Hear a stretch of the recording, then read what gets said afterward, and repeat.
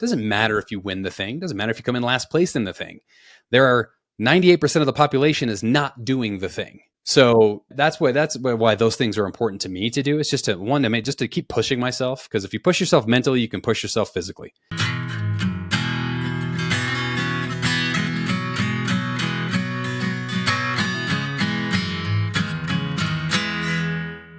Hey, welcome to 10X Your Team with Cam and Otis. We're a father-son leadership podcast where we talk with other lifelong learners about making an impact and solving big problems and being happy. I'm not grumbling in our prelude today.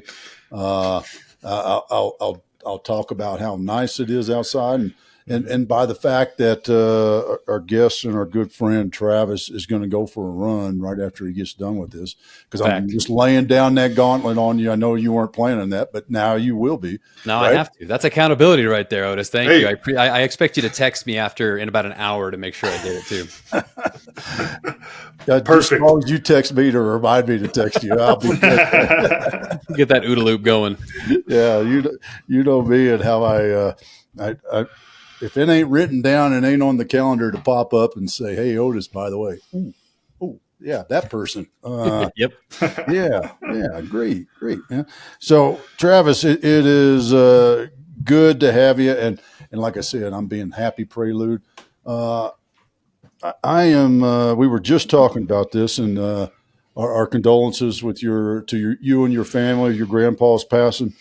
The man was the American dream, self-made, and what I'd love to just share a grandpa story that just jumps into your mind when at this point that you just like, golly, that was cool, Grandpa. Man, that's great. Thank you for that. And I've been actually thinking about this since he passed. It's been about a little over a week now. And it's just like, man, just some of the times that we had when I was younger. He had a lake house out in Texas. He had a ranch out in Texas. And you talk about being happy. And he was a gruff dude. He was a businessman to his core. He pulled himself up by his own bootstraps, grit, determination. And he made, no college education. And he did it. And he was proud of that. But the last time I really had some really quality one-on-one time with him, I flew out to Dallas just to see him, just to be with him for a couple days. And we ended up going out to his ranch, and it's a tiny ranch compared, like it's about 150 acres out in Texas. And it's got this little tiny house on it. It's got 2 bedrooms. It's small, really small house. And I saw a side of my grandfather I'd never seen before. We got done. He went quail hunting. So he's got quail. He had quail all over his ranch, and he went out there and shot all these quail and cleaned them and skinned them with his buddy. And then we came back, and I was just watching because I think he still thought I was 12 years old and couldn't handle a gun. Don't give little Travis that shotgun. Don't give him that jug. He doesn't know how to use it. I'm like, well, I may know a thing or two about a gun. I can make my way around it, but it was fine. I just loved sitting watching him do what he loved. And we were riding around this cart. He had his dogs. He was in his happy place. And we got back that night, that late afternoon, early evening, and we were like, oh, I was like, what are we gonna do for dinner? And he's like, you just sit down. I was like, oh, okay. I just sat down and I watched him. He got in the kitchen and he fried up some chicken. He made some vegetables. He served me. And a guy like my grandfather, he was hardcore. It was never one of those I love you every day type of people. But to see him serve me in a way that was just like, man, that's how he was showing me that he did. He loved me, and he cared for me, and he wanted to specifically serve me by, like, literally I'm sitting in this nice leather chair watching football, and he comes up and he brings a tray, plops it on my lap, and we eat supper together. And it was just, we had some good conversations just about life and about, what was going on. And that was really the last time that I had a cohesive conversation with him. And it's one of the memories that I'll remember. Well, I guess you remember memories. It's a memory that's going to stick with me for the rest of my life, and one that I'll tell my kids about. And it just, to me, it's like we talked about, like connecting and serving. Like, man, he demonstrated that in a huge way. And that is one thing. It wasn't the money he made. It wasn't the business stuff he made. That one thing is going to stick with me forever. I love that, and the combination there of like doing what you love, but then still having the work ethic, going out and getting it. All of that is really interesting. And actually, I want to stay on the do what you love there, because actually on a personal level, with my new daughter, I've had people ask me, what do you want her to do, all this kind of stuff, and I'm always like, I want her to see me coach a rugby. I don't want her to go play, or she can if she wants, but I just want her to see how much I love it. I just want her to see how passionate I'm out there, all those kind of things. I would love to hear how that seeing him do what he loves to build that life for himself, how that influenced you to kind of create that path for yourself. Yeah, man, it's super funny. So my dad is a musician. He's a country musician. He's been playing music since he was 14 years old. Perfect. Like, been doing it ever since. He's been doing what he loves since he was 14. Go ahead and do some name dropping too. Who your dad hangs out with? I'm okay. Yeah, so he's got. I mean, he was on the road with Michael Martin Murphy for a long time. He was his lead guitar player. He's played at Red Rocks. He's played at the Grand Ole Opry. Like all these really cool venues. Ray Wiley Hubbard, he's good friends with. He has his own music festival. And I think, and the funny thing was about the relationship between my grandfather and my father was my grandfather was this businessman. Mm-hmm. He was like, you're going to be in business, and that's the life that you live. And my father was a musician, which is like the furthest thing away you can be from a businessman. No kidding. So there was some tension there at first, and I was watching both of them, and that both of them did the same, not the same thing, but both of them were self-made. They did what they wanted to do. They did what they loved, and it just looked different. So when I decided to be like, hey man, I'm gonna that is awesome. This is like a family lineage that I have to carry on, and I not only do I have to, but I really want to. Like, what do I love doing? What do I want to do for the rest of my life until I'm 89 years old, till I'm 90, till I'm whatever age that is? What is something that I can do forever? And for me, it's leadership development. It's consulting organizations. It's helping people live their lives professionally in an easier way, so they can go home and live their lives at home in a healthier way. Because you spend the majority of your day at work, and if I can help people to make that load a little bit easier, if I can help them to lead in a way that is conducive to their personality, to their organization, to their goals, all those different things, and we can make sure that they're maintaining a healthy, happy work-life balance, and they're doing things that make them happy outside of work, man. I mean, that's if I'm helping people do that, to me, that is small droplets of changing the world, and how, at least my own little sphere of it, and how we can just create happiness. We talked about happiness, create happiness amongst people who statistics say, and I'll put my nerd hat on for a little while. Statistics say like it's rough. People's mental health in the workplace is declining at a rapid pace. 2020 did not help. COVID did not help. Isolation does not help.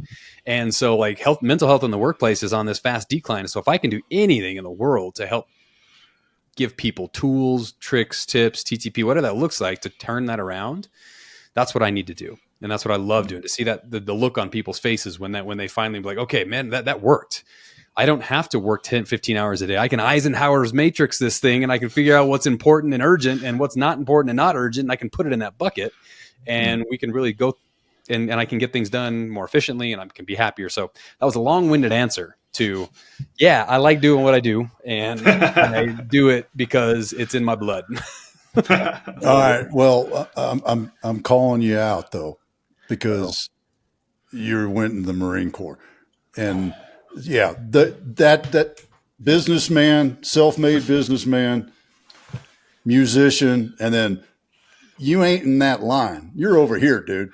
So that's a good point. As much as you might love being a Marine, that is a very inside the box job, as far as I've been told, versus those two are very out of the box. That's a great point, Dad. Oh, it's a very outside or inside the box thing, but also like it fell in line with, hey, my granddad was a businessman. My father was a musician. I was a Marine. You can't get like three different ends of spectrums that are completely different from what they are. Like those things just don't go. They're just different. So I had to do something like that.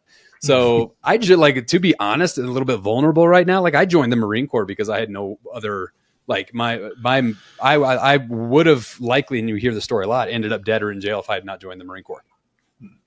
My life was going downhill rapidly. I was managing a restaurant at the time, and it was bad. It was in a bad way. I was smoking 2 packs of cigarettes a day. It was just I was unhealthy. I was not in a great spot. So really, the Marine Corps turned all of that around in a very brutal and quick way. But it was what was the impetus for what I do today, and for how I do it. The stories and the experiences I had in the Marine Corps are the things that I've latched onto, and have helped me and have equipped me to be able to do what I do. So when you joined the Marine Corps, though, was it to get out of that space, or had you had a touch of that vision of where you want, what you want to be doing now back then? No, Otis, I had no vision of what I wanted. I needed to get out of that situation, and I needed to get out fast. That was the crux of that. And I was like, man, it's 2006. Like, I know the Iraq war is kicking off. I need to change somehow, some way. I don't know if this is going to be a 4-year thing or a 20-year thing, but I just walked in the recruiting office and I was gone 2 weeks later. I had no idea what the future had in store. I'm curious with your perspective now, looking back on things, because I always love, we get into like the mechanism of the thing there, right? You talking about how, getting into the Marine Corps changed your life. Dad, I always make fun of you. We talk about Green Berets being great leaders. And then I'm like, okay, well, we can't just drop them off at Q course for 3 months and then they're going to be great leaders. People don't want to do that. What's your thoughts on, the magic pill, if you will, or that version of kind of trying to bottle up what you learned in the Marine Corps and passing that on so that not everyone has to go do 4 years, or maybe we need to. I don't know. What are your thoughts there? Everybody needs to. Just go do 4 years. You'll be fine. You can be a snake eater like Otis, or you can be a knuckleheaded jarhead like me. Just figure it out. No, I think that there is something to be said about trial by fire. I think there's something to be said about learning through adversity. I mean, the book I just wrote is called Through the Storm, and a lot of those stories are like, hey, the buffalo, the American bison, is the only herd animal that, like, when a storm comes over the horizon, it picks up its herd and it goes straight through the storm, not around it, not away from it. And it goes straight through the storm. And I think in order for me to get where I am today, I had to go through a lot of storms, and I had to get stuck a lot of the time. And I had to learn the hard way. And most people are not like that. Most people are a lot smarter, a lot wiser than I am, and don't have to learn the hard way and listen better. But if you could bottle up some of those things that I was taught in the Marine Corps over a 10-year span, was, man, one, pay attention to your people. And they're very simple concepts, like pay attention to your people. I had a leader that I met early on and said, if you take care of your Marines, they'll take care of the mission. And that was 100% true. So if you're taking care of your people, whatever mission that is, of 10xing whatever your company, or like growth goals, whatever that looks like, if you're taking care of your people, they'll take care of the mission, of the goal, or whatever that is. And another thing is, like, it takes daily habits to create to accomplish big things. It's great to have year-long goals, 6-month goals, but if I'm not proactively moving towards those goals every single day, and I have a plan to do so, you're going to get to that 6-month goal, and it's going to be like, okay, maybe it's an 8-month goal, or maybe it's or that yearly goal turns into a 2-year goal. But it's because, like, in the Marine Corps, you do just paint the rocks white, paint the rocks gray, pick up everybody's cigarette butts. I was in a list of guys, but that's what we did. It was not the most glorious thing, but the small things the small installations of discipline that it taught you every day through different things was huge in order to become a more disciplined human being. And it was just those daily things that they taught us, and they beat into us a lot of times, that created that muscle memory that I still use today. So it's just some of those things, like, man, pay attention to your people, know your people well, and create daily habits that are going to help you to achieve your goals. Some of those things are, and that we can go in lots and lots of detail on all the things.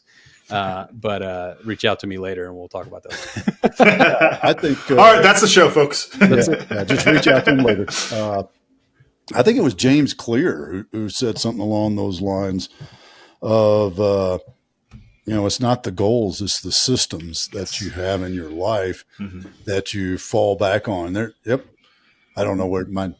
Atomic Habits is somewhere back there. Yep. somewhere in there. Yep. Take me 15 minutes, turn around and find it. But there's so much truth to that. And you know what I always fall back on, especially as a career soldier, is PT. Now, you weren't a career in the Marines, but it influenced you enough to where that has become a habit of yours. And what's since we're talking about mechanisms and systems and routines, what's the trigger, the thing that you do to get you to do PT. That's physical training, folks. And the counter to it is what happens when you don't. Yeah. So first thing, I married a beautiful woman, so I got to keep that. That's step one. Get yourself a good woman. You'll PT all day long. Get yourself 3 boys. I got 3 boys that are about to be 8, 10, and 12.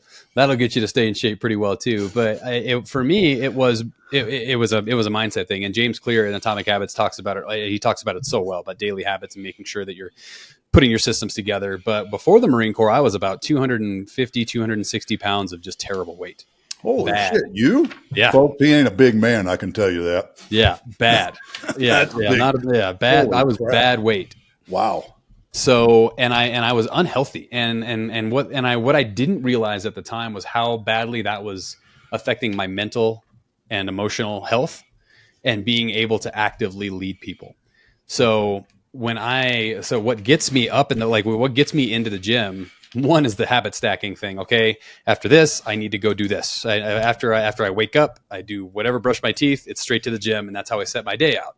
So instilling the habit, and wanting to be able to live a long life with my boys and be able to do all the soccer, the football, the things that I do with them. But also to be able to be there for the people that I lead, for my company, for the people, for my family, to be able to, I mean, again, going back to the science and the kind of the physiological aspects of the way the brain works, when you are physically healthier, you are a better leader. You're more productive. You're more efficient. It's just a fact. So that also keeps me to a point of like, man, if I and to your other point, Otis, if I start slipping, if I'm like, man, I don't need to go to the gym today. I don't need to go and walk outside for that meeting. I can just sit here all day and plug away on a website. When I do that, I can feel it. Like I'm a bear. My wife knows when I have not gotten some kind of physical activity in during the day, because I'm not a great human after that. So it's just I can really feel it when I haven't done something to move my body to be physical. It's not like the PFT, which is like, I'm not running through like 3 miles, 20 pull-ups, all that stuff. It looks different some days. Some days it does look like that, but some days it looks like, man, I just got to get up and move. I got to walk a little bit. And it's just amazing what that does for your mental health and your productivity. Like if I'm taking an hour outside and being unproductive, those are air quotes for those listening without the video. And I feel like, and I take that hour and I go, and when I come back from that walk or whatever that is, I am twice as productive. Had I just tried to slug that out for that hour and I work on my working on my website, working on some other things. If I just sat there and did that, I'm going to be less productive in the long term. Like by the end of the day, I'll have been less productive if I didn't go take that walk and I spent that hour working on something. So it's a achiever complex, I guess, as well, is why I do it. There's another layer to the the habits and the focusing on the habits, focusing on the routine that I would love to kind of push on, and not necessarily pushing back on y'all, but I think it's a layer of nuance, the way I'd put it, because you talk about putting your pride into the work versus the outcome, right? Dad, I think it was last week I was talking about that with rugby. It's like, oh, boo fucking who, you lost, get back to work. It's like what we're working on is the thing that matters. Don't worry about any of the wins, losses, none of that matters. It's just the work. Then, as you're talking there, Travis, part of me was thinking, and maybe I'm off on this, y'all, but a part of me was thinking the outcome for you, not necessarily some big goal and that kind of stuff, but you're talking about like feeling better. My thought is, do you think that there is an issue with focusing on that outcome? Because the part of my thought, to play the devil's advocate there, is it's like, okay, well then I work out and then I have a shitty day. And then I'm like, oh, well, now that didn't work. And now the workout's invalid and it doesn't, I'm no longer taking pride in the process there. What do you think of that kind of layer of nuance there, Travis? Yeah, for me, it's like the causation and correlation effect. Like that, for that, it's like I didn't, just because I had a bad day is not because I worked out and did those two things aren't for me. It's not, they're not linked. They're kind of separate. If I have a crappy day, it doesn't matter it doesn't matter if I worked out or I didn't work out that day. It's just, that's going to be, sometimes I can work my butt off. I can have a great workout in the morning and my day sucks. It's just like you're in a funk. But for me, my mindset is like, well, at least I got my workout in. We've all Okay. seen that video of, I think we've all seen the video. I can't, and I'm going to botch this. The Admiral, he's an Admiral. It's a very short video. Just talks about making your bed. Yeah, it's Admiral Bill McRaven. He was my Yeah, boss. McRaven. Yeah, Admiral McRaven talks we about you talked get about up. him a lot on the show because he, Yeah. like I said, he was my boss. Big. Oh, that's awesome. Yeah, and Yeah. he gets to talk about it like, hey, get up, you make your bed. No matter what happens the rest of the day, you've made your bed. And for me, it's not like getting up and being physical, and like also doing pushing myself to do harder things, like signing up for races, signing up for different events that are super pushing, like they're taxing me physically, really, really like to the max. Those things are a way for me to that's therapy for me in a big way. It's not going to cause me to have a bad day or cause me to have a great day. But if I don't do it, that's going to cause me to be like, man, this day would have been a lot worse if I didn't get my workout in today. So that's kind of the way that part works for me. And like, at least I've made I don't make my bed every day. I know, bad Marine, lazy Like, bastard. I know, lazy son of not. I don't have my corners tucked. I got nothing. My Marine Corps buddies out there, don't listen. I'm kidding. I can't wait till your drill hears this. Mess me up. Oh. We're gonna incentive training like crazy, but I mean, at the end of the day, at least my bed is made. At least I've gotten that workout in, and there's something that goes back to what we talked about the daily goals. Like I have a goal that's 6 months down the road. I have a crappy day. I know tomorrow's a different day. I'm going to start the same way, and we'll go from there. Yeah, and Dad, before you go there, the thing I wanted to add to that, because what I was talking about was, I think that the trap I was kind of alluding to is this idea of that routine fixing things, and then it's like, well, I worked out, so today needs to be perfect, and then it's like, well, it wasn't perfect, so then now I'm not going to work out again. Like I'll give you an honest one. This happened to me last night. I did not have a second cookie after dinner. But then I had a bad night's sleep, and at 3 a.m. I was like, I should have just had that damn cookie. Like, there's this funny thing where I connected. I was like, I was being good, and I got a crappy night's sleep. But I think there's a real, like, Dad, you talk about the microwave generation, and what the hell are we if you're the microwave generation? Like, there's a lot of that where you're looking to that outcome. So I think that's a great nuance there, Travis. I love that. Well, on the flip side of that too, it's just like, just because I don't work out that day, sometimes I get this stuck in my head that if I don't work out that day, my day sucks. And it's because, and it is because sometimes it is because, man, I didn't get a workout in today. My mental health just suffers. So that's an unhealthy piece of me that we are still working out. Well, damn, where'd it go? All right, there it is. I heard Masogiing. Are you Masogiing? Masogiing. Masogi. It's a Japanese word for. Oh, is that when you break the potter? No, that's a different thing. No. That's when you set a wild ass goal sort of thing. I'm going to do this big challenge. Jesse Itzler talks about it. He does one every year, and it's this thing that draws you to face a challenge each and every year. So when you were talking about signing up for races and those sort of things, that's where that's what I was thinking is that. So now you got to go look up that Japanese word and go. Oh, I was going to say, I gave a quick Google on it, and apparently it goes back to a cleansing ritual is the idea there. Mm-hmm. So Dad, connect that. Then how is it a cleansing ritual to go through that? Because I think that does kind of embody the impact that you're talking about there of that. Yeah, well, I would say it's a cleansing ritual in the fact that you've set this goal out there in the future to work towards. And that goal is something that you may not accomplish. And that's why I'm saying it's like our buddy Angus, I think he calls them big, hairy, audacious goals. The BHAGs, right? the BHAG. And it's the reality of, I'm going to bust my butt to get there, but you know what? Can I really do the Leadville 100 in under whatever the hours are, 23 hours or whatever? It's that sort of a thing that pushes you and pulls you, and that cleansing and the realization. I think this is the other beauty of it when we start talking about goals and systems, is it's not the end all. If I don't do the Leadville 100, and somebody help me out, how many hours it's supposed to take? Dave Connor, my brother I served with, runs that thing. Is that 23 hours? I think it's 23 hours. I had a buddy that did it. I was his pacer for half of it. Yeah. So there you go. So if I do it in 24 hours, well, I didn't hit that goal, but damn, I worked hard for something to achieve and push myself to that next level. I think that's what it's really talking about doing. And for me, like Camden, like those things, like that Masogia, like I love that concept. I do that. That is what I do. I didn't know that's I didn't know. I didn't invent it. It was how Japanese, cool you are. Dang it. Missed opportunity to name something. But for me, I do those things just to keep my mind and body sharp. I am never going to win the Pikes Peak ascent ever. I'm never going to win any marathon or half marathon that I sign up for, or any CrossFit race or high rocks. I'm never going to win any of these things. I do not. That's not why I do them. I do it because it's something that is going to push me out way outside of my comfort zone. And it's going to, and by the end of the day, if I'm right in the middle of the pack, if I'm at the end of the pack, that is the process of training, the mental process of training, the physical process of training, the act of doing the race has made me better regardless of the outcome.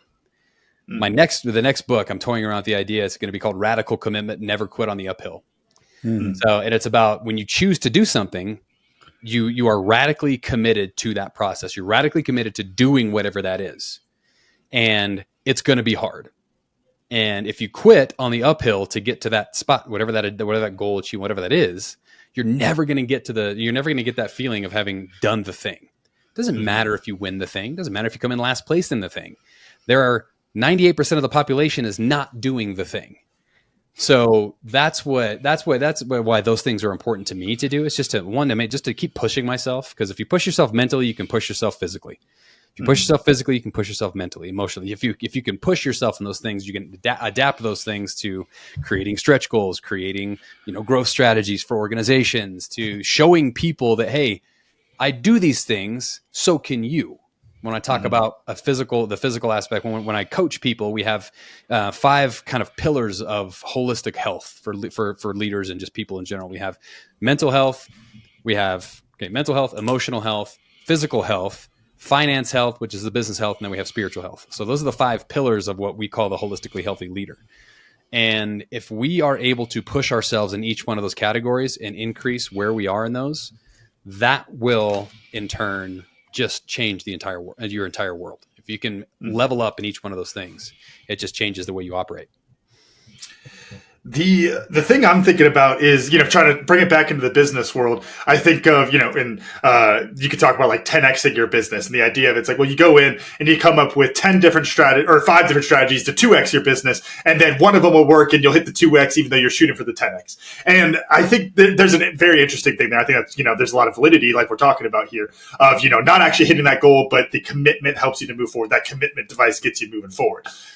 But then the thing I keep coming back to is then you're lying to yourself a bit with some of these. Like, and I'm really curious what your thoughts are on the psychology there, Travis, of like, because you're pushing yourself like, I'm going to win the race. And then you're never going to win that race. Then now that motivation that you're building on for that goal is a little bit shakier. What is the layer you add to that to make it make more sense there? Yeah, that's true. Like when we bring it back to the business, into the business sense, when we've been into the business world, we have BHAGs, our big, hairy, audacious goals that are big, hairy. They're winning. They are winning goals. You want to win that. You want to 10X your business.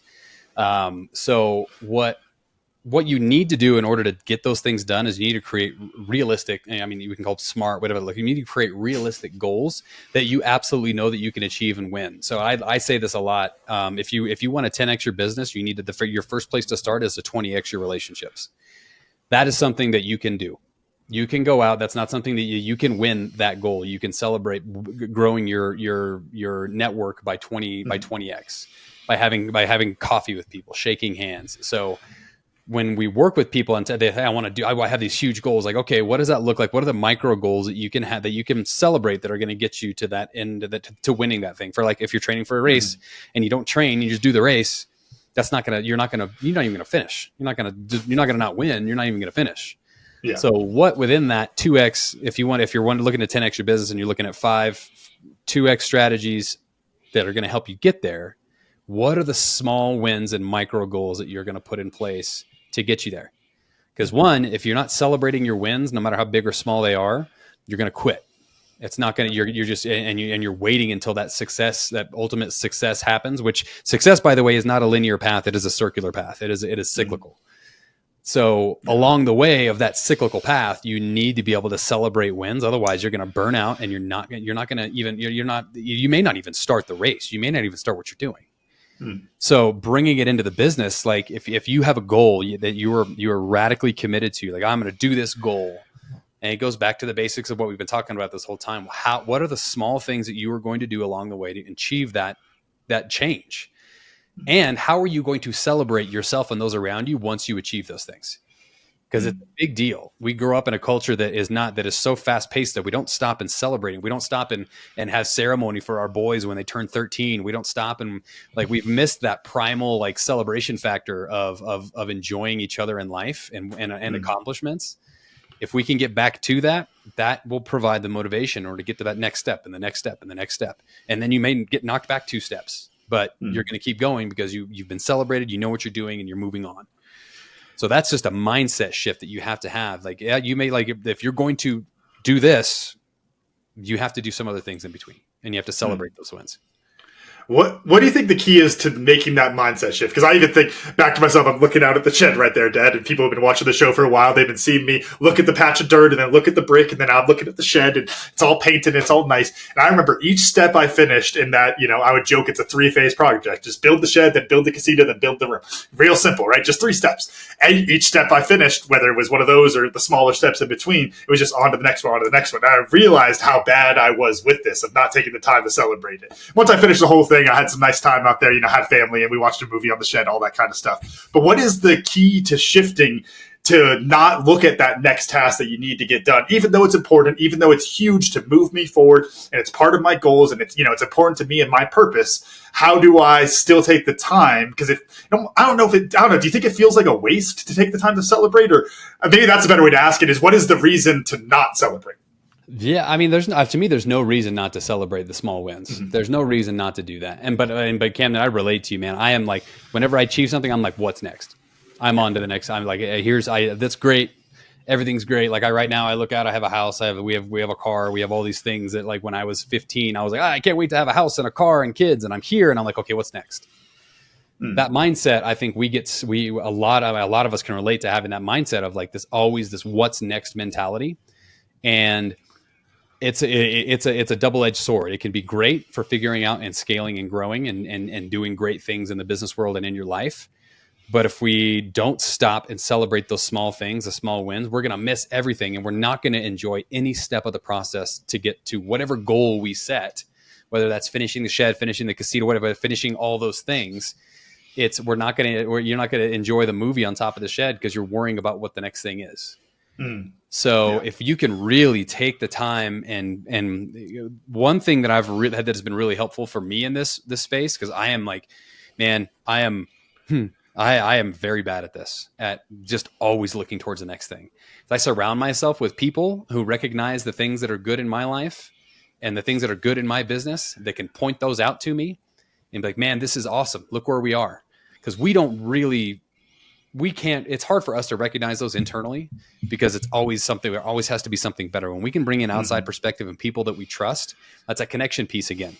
To be able to tell us, man, you did a great job, or you're missing the mark here. Just have people that will help hold us accountability and help us to celebrate, honestly, the wins. And that's been huge for me. As you were saying that, because I've had this discussion with others before, and it's one of those things that I always require clients and mastermind attendees, all blah, blah, blah, all those sort of things that, we do that. Here's the fundamental, and we could talk about this, or I'd like to talk about this, we'll see. I think what it is we don't want to stay in the present. Mm-hmm. And that's the difference. We're not worried about the past. Those of us who are high action minded, right? We're worried about the future. Mm-hmm. And we get so worried about the future, we forget to be in the present and celebrate the present. And I think that could very well be part of the the symptom, if you will, to that. Yep, got all that, moving on. Got all that, moving on. Won that big contract, moving on. What's the next one? What do you think, Travis, on that? Let's discuss. I mean, the first thing that whenever I coach an executive that is like that, the first thing we dive into is, what are you grateful for in your personal life and your business life? What are you grateful for right now that you have going for you? And sometimes it takes someone asking that question is like, what are you grateful for right now? We got your goals. We're going to work on those. But the first month is writing down what you're grateful for. It's an assessment, and it's an assessment of that the holistically healthy leadership kind of framework. It's where are you right now in all of the mental health, physical health, emotional health, financial health, spiritual. Where are you right now in this moment in all of those areas, and what are you grateful for in business and your personal life? Mm-hmm. And when you ask those questions and you force people to kind of like, okay, I'm going to write, and you got to write those down. When you stimulate the brain in multiple different ways of thinking and then writing it down, it just helps them to kind of like, okay, I really am grateful for that. That really is something that's awesome in my life and awesome in my business. And man, I may be physically really healthy, but my emotional health is way down here. My mental health is way down here. My business health is up top here, but my mental and emotional health are way down, or physical, whatever that looks like. When you pause and you help somebody to unpack how they are feeling right in that moment, and what they have going on for them, it creates a different perspective, and it really helps them shift into I have goals, I have things that I want to do, but things are good right now. Like, these are the good things in my life that I wake up and I'm grateful for. Yeah, I think y'all both hit it really well. The thing that's coming to mind is being content, and I don't know if I like the word content there, but like comfortable, celebrating right now, being in the present, that kind of stuff. Is that at odds with the ambition? Because I think that's, and not that it necessarily should be, but is that kind of the false belief that has us kind of pushing to that next thing, is that if I'm celebrating the fact that the shed's done, I'm never going to get to the casita. Do y'all think that's a piece of it there?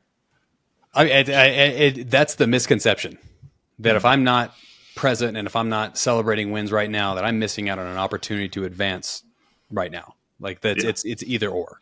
And it's just like that. It's like that physical health thing too. Like if I don't take that time to be physically active throughout the day for that 1 hour, I'm not going to be as productive if I were to just blaze through it. So I think, in just my opinion, that if it's healthy to take time to recognize the present, celebrate the present, and that helps us prioritize the future. Mm-hmm. So that's where that sits for me. I don't think I think it's, if you're not doing it, you're wasting your time. Dad, do you got anything else on that? Because I want to throw another curveball at y'all first or after. I was going to say, the way I like to put it is, the things you do in the present moment create the future you want. Yeah. And if you have that attitude of being present and taking the action in the present moment, then you are creating that future. And part of that action in the present moment is the celebration of it. Dude, we're not talking about a 3-month sabbatical to celebrate that you finished building the frickin' shed. Please. Yeah. See?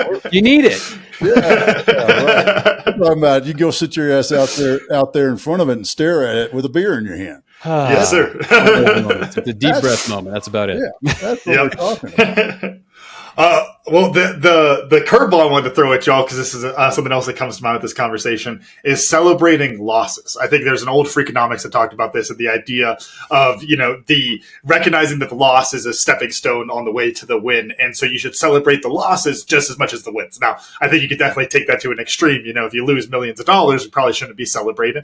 But, you get a no on a sales call. That's another step towards getting you in the right direction to get a yes next time. There's an aspect to it there. I want to hear your thoughts on that idea, Travis, of celebrating losses as well as the wins.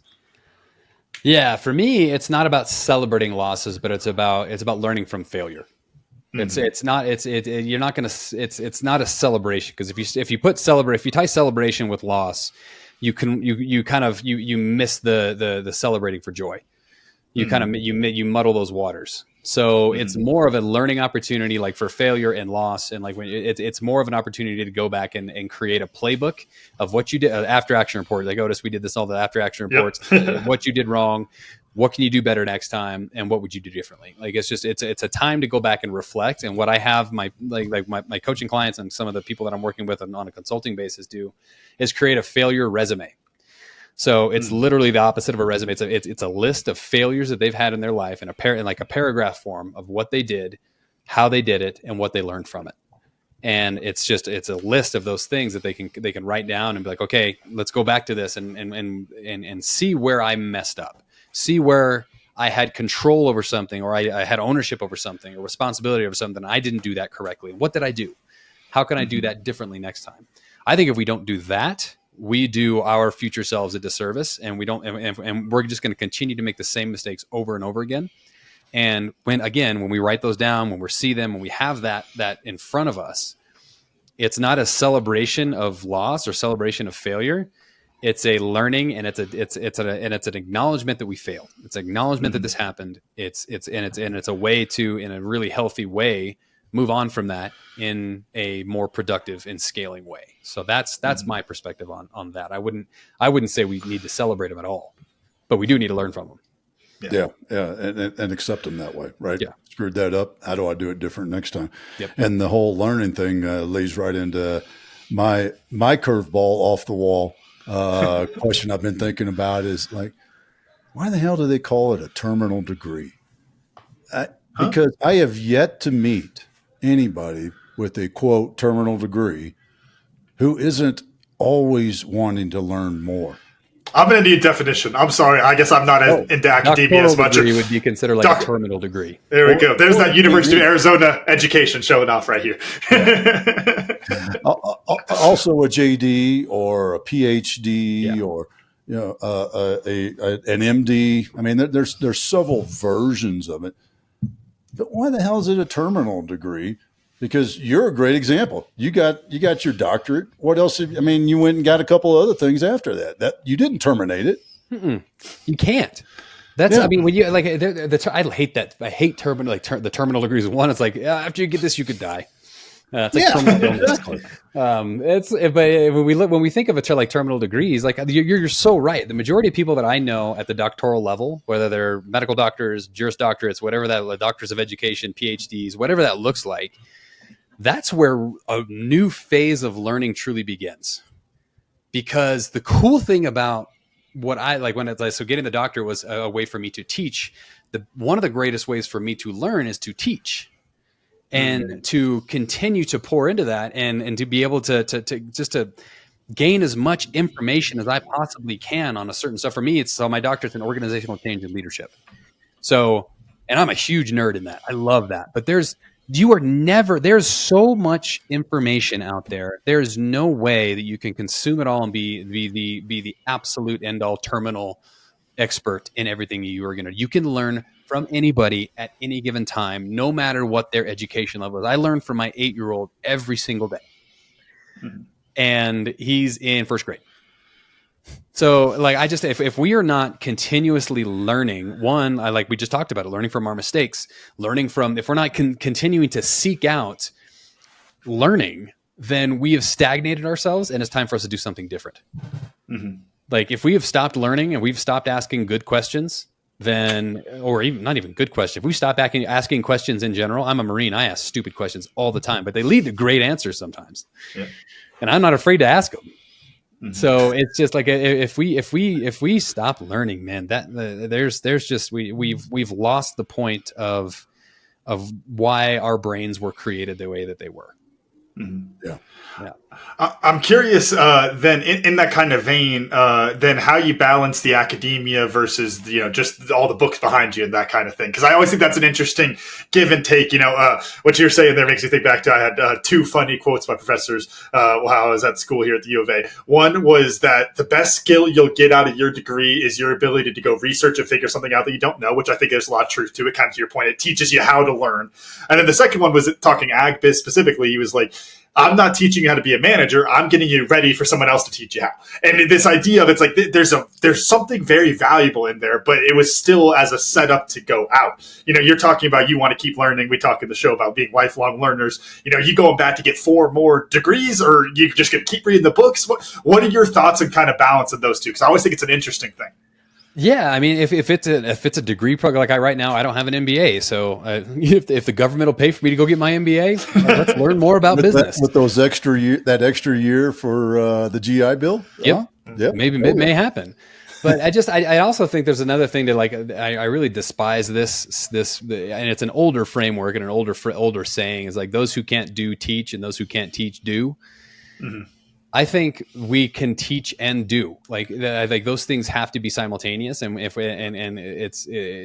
people say all that, like it gets a bad rap. Like the academia stuff is like people that are just going academics. They don't really know how to manage people. They just teach about management and different things like that. And I just think that if we can continue to break down walls of like stigmas, like the academics versus the doers and all of that, like we have to be able to do both of those things in order to be successful. And yes, like I am, like my professors in my doctoral work prepared me to write a lot. And they told me a lot. We dug into leadership, all the theory and everything in the world, but they also told me how to put it into practice. It was theory and practice. So you dug into the theory, you picked some of your favorite ones, and you picked a topic, and then you went and wrote a paper on it, and you conducted some kind of study, put it all together in a paper, and then now you knew how to research well. Mm-hmm. That set me up to be able to research well, to write books, to do different things, to learn more. So it's just if you take them as just continuous learning opportunities, I mean, I'll get all the degrees. I'll be have more. I don't know if Marines are allowed to have any more degrees, but I think we can break some kind of record somewhere. There's always an anomaly somewhere, isn't there? Yeah. As an enlisted dude with a master's degree at the time, I was definitely the anomaly. But yeah. I had a friend who taught me. I'll always remember this. It was a guy I had met like at Sunday school or something like that when we were living in Virginia. And it was a men's night cooking a hog for the church to do a church picnic on Saturday. So we were out there with the hog all night. And, I'm still active duty, very, very young active duty still. And he'd been retired a handful of years, and he was in the contractor space. And he was telling me what the degrees teach you. And, when he looked at it as a hiring manager, and a bachelor's degree just means you can stick around for 4 years. A master's degree means you can find things and possibly write about them, but you're regurgitating things that you research and find. And a PhD means you can come up with a new idea. And that's, he taught me that. That was probably, that's 25 plus years ago. And that's always stuck in my head of, that's how he delineated when he looked at a resume and say, all right, this guy, yeah, I could put him out on his own and he can come up with some new ideas because he took the time and effort to do the research and come up with a new conclusion that hadn't been done, which is the requirement for your dissertation as a PhD, right? Yeah. Yeah. It's an original contribution to a body of work, the body of knowledge. But the original piece is like, it's gotta be yours. Like the studies the studies, the ideas, the plans, the processes, they have to be originally come from your brain. So that was the cool part about, man, my program was we got to pick whatever topic we wanted, whatever theoretical framework we wanted, and we got to really come up with a new idea. And it was fascinating, and I love that, and I still do that now with the process of writing books and consulting. It's all about, if we're not bringing new ideas to people, then we're doing them. If they're going to continue to do the same thing over and over and over again, and that's the definition of insanity, and expecting a different outcome. So it's just the process of bringing and helping people understand. In the coaching space, it's about helping people understand that they have the new ideas in their head already. They just need to understand how to actualize them, and they know how to do it. When you're doing organizational change and consulting work, it's bringing new and fresh ideas into a space where it's become stagnant. And that's where you provide the most value, is being able to bring, have you thought about this sentence is the best. Is people get so frustrated about it in consulting because they're like, no, I haven't thought about that. Why? And then you tell them, it's the soul of what I do, is just helping create ideas for people to think through. Yeah. Well, and in keeping with thinking through and learning and continuing to learn, I'm just going to reemphasize the whole part about the routine, your personal routine, and how much of an effect that has on your performance. It's just so important. I think people just some people don't even pay lip service to it, let alone do it and pay lip service to it. So, Camden, how about you? What'd you learn? First, I got the funny one to get out there. We were talking about all the cool camera stuff, and Travis showed off his fancy camera there. I am not proud of this. I was getting a little motion sick when that thing started moving around when I was trying to talk to it. That caught me off guard a little bit. That was funny. But the main thing for me was the idea, the celebrating losses. Again, that was something interesting I'd heard a while ago. Freakonomics and Stephen Dubner, great for bringing up weird ideas. The application is always a little bit more open to interpretation, which is what makes it so great. But the idea of celebrating the fixes, like you said, Travis, not the loss. Like, we have the loss, we learned the lesson, apply it, and then we can celebrate there and treat that as that smaller win to get you back on track. And I think that's so important, because it gets you to focus on the lesson and applying it and actually fixing it, rather than just celebrating that big loss. So that makes a lot more sense to me. I like that. Travis, how about you, man? What'd you learn? Man, the McGogey thing. That's good. I learned a new word, and I learned that but the concept behind that is something that got me that, and all this stuff happened in my brain when you told me about, the ancientness of it. And I'm a big thing of like, hey, let's get back to human nature and what we do.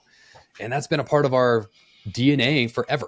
Like being able to doing hard things, like signing up to do hard things, the goals, like what we do, the process is all that is human nature. So why fight it?